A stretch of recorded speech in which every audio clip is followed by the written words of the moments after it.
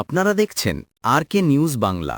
প্রায় ৬ বছর পর মার্কিন প্রেসিডেন্ট ডোনাল্ড ট্রাম্প এবং চীনের প্রেসিডেন্ট শি জিনপিংয়ের মধ্যে দ্বিপাক্ষিক বৈঠক শুরু হয়েছে। ট্রাম্প ও শি অ্যাপেকভুক্ত দেশগুলোর নেতাদের ৩২তম বৈঠকে যোগ দিতে দক্ষিণ কোরিয়া সফর করছেন।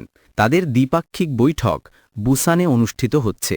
রয়টার্সের খবর অনুযায়ী স্থানীয় সময়ে বৃহস্পতিবার সকালে ট্রাম্প বুসানের গিমহা আন্তর্জাতিক বিমানবন্দরে পৌঁছান এবং এর কিছুক্ষণ পর চীনের প্রেসিডেন্ট শি জিনপিংকে বহনকারী উড়োজাহাজটিও একই বিমানবন্দরে অবতরণ করে।